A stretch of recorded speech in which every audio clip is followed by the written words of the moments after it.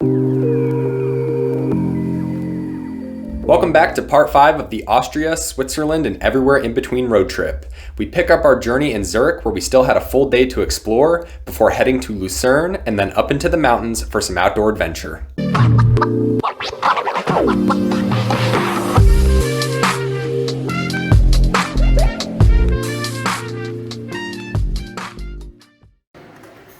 We all know that Switzerland is famous for chocolate, and Lindt, whose chocolate you have certainly tried, revolutionized the way chocolate is made today. Their factory and headquarters, known as the Home of Chocolate, is just outside Zurich and a top tourist attraction for visitors to the city. My wife and I are chocolate lovers, so we had to check it out. Sydney, how good does it smell? So good.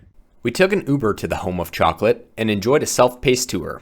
Of course, our favorite part was all the samples, but also feel like we learned a thing or two about how chocolate is made and the conching technique Lindt invented that changed the way we enjoy chocolate today.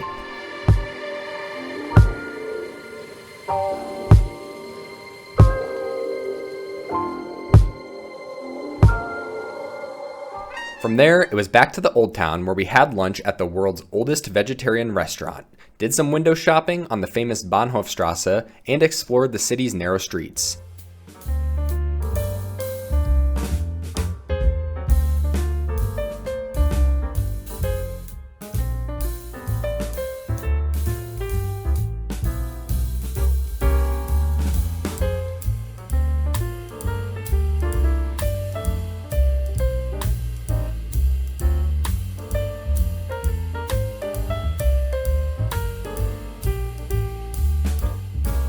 A trip to Zurich wouldn't be complete without checking out their iconic churches, the Kirchfraumünster and the Grossmünster, which had amazing views of the lake below.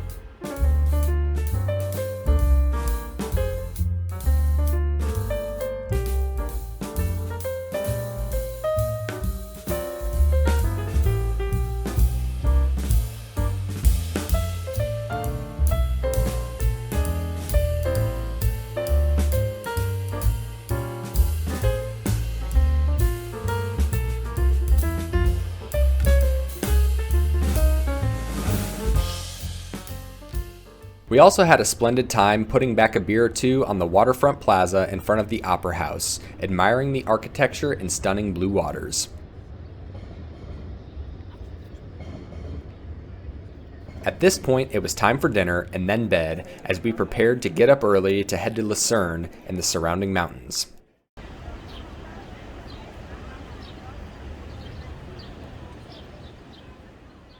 We hit the road and made it to Lucerne in less than an hour.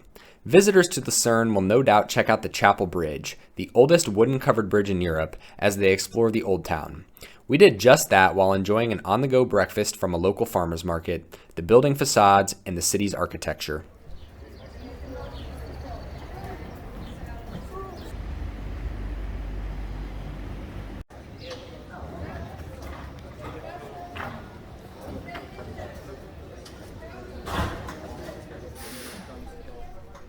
From Lucerne, it was up the road to Kriens and then up a gondola to Frachmontag.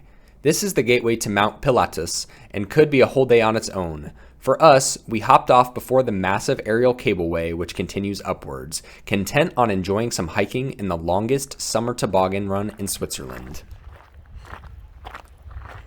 The toboggan run was so much fun. Who knows how fast you are actually going, but being so close to the ground and having total control over your speed makes it feel so much faster than I'm sure it is.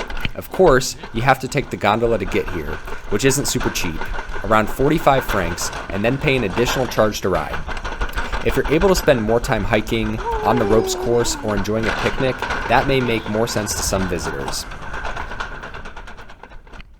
On that note, I plan to make a future video about how much I spent in Switzerland, as the country is notorious for being one of the most expensive places to travel to in the world. I saved every receipt and will break it down so you can get an idea of what to budget for your trip. Be sure to subscribe so you don't miss it.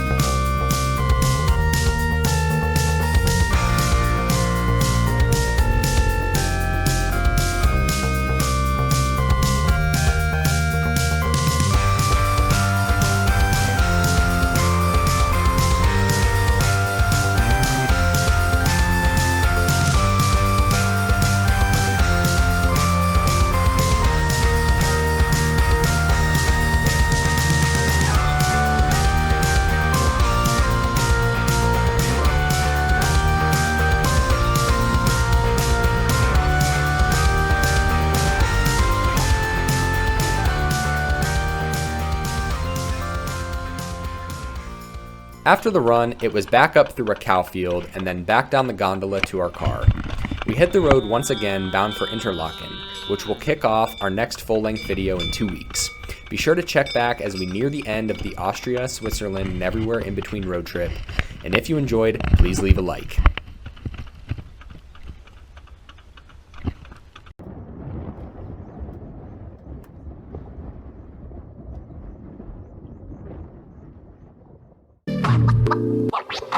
What?